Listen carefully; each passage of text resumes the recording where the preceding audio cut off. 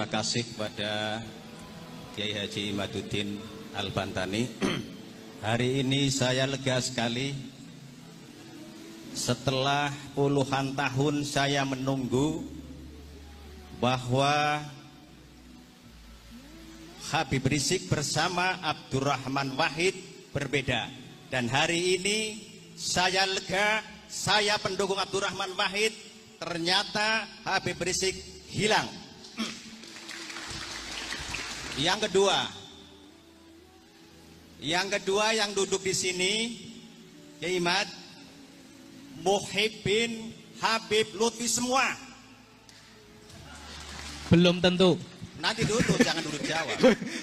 Sampai bukti di Masjid Balai Raksa ingin kedatangan Habib Lutfi, tidak sampai batunya dibawa ke Palongan, ditandatangani, tanda tangannya masih ada di Masjid Balai Raksa. Itu pertanda bahwa di sini masih Muhibbin Habib Lutfi bin Yahya. Kalau hari ini saya nggak tahu. Kemarin. Yang ketiga, saya urut biar cepat 2 menit kan? Yeah. Yang ketiga, saya sepakat dengan pertanyaan bagaimana dengan kalau saya tidak mengatakan PBNU, saya akan mengatakan dengan Kiai Miftahul Akhyar. 1. Yang kedua dengan pondok pesantren yang ada di Sidogiri. Yang ketiga dengan pondok pesantren yang ada di Jawa Timur, Kediri. Dan bagaimana menyikapi seorang kiai dan anak buahnya yang umatnya ribuan juga masih tetap tidak ke Kiai Imad, juga tidak ke Kiai Habib. Bahkan Habib itu bernaung di situ, yaitu dan saya salah satunya adalah Muhibbin Mbah Maimun Zubair. Tapi saya sudah menentukan sikap, saya mendukung Kiai Imad. Mbah Maimun Zubair beserta kiai-kiai di bawahnya belum ada yang memberikan sikap tegas. Itu yang di tengah-tengah. Kemudian ada di Kediri, ada yang di Peloso itu, kemudian di Sidogiri. Yeah. Bagaimana sikap kita ditambah dengan Kiai Miftahul Akhyar. Yeah. Langkah-langkah itu. Kemudian saya sampaikan jazakumullah khairul jaza. Semoga Kiai Haji Sahal Abdullah panjang umur, manfaat sebagai panutan kita. Yang kedua, Kiai Haji Imaduddin Al-Bantani, terus saya dukung perjuangannya sampai kapanpun untuk menegakkan kebenaran. Dan terakhir, kemarin masih diharamkan tentang tes DNA.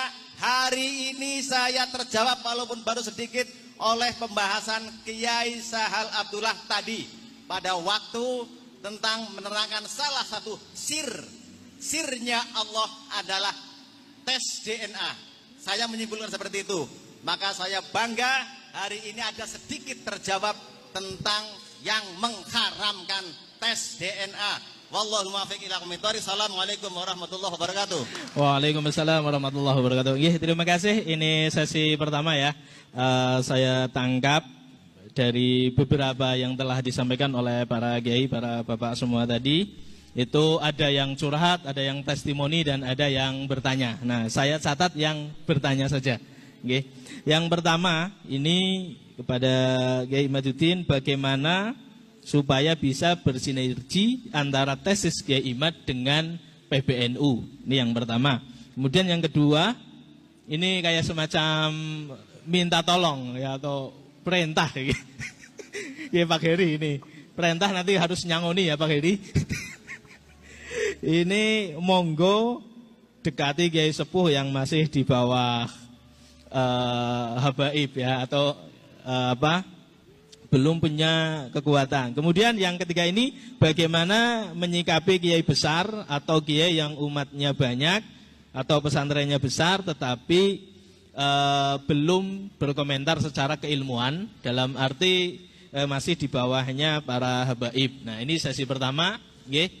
Kemudian sesi kedua nanti selain ini yang ada hubungannya dengan urusan kemerdekaan adalah hak segala bangsa. Jadi ada kaitannya dengan kebangsaan atau keindonesiaan. Monggo pada Kiai Imad 3 hal ini untuk dijawab.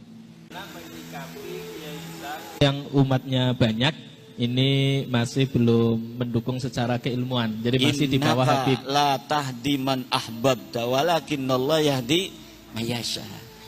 Pada zaman Nabi juga yang pertama beriman itu selain dari Sayyidatuna Khadijah, Sayyidina Ali siapa?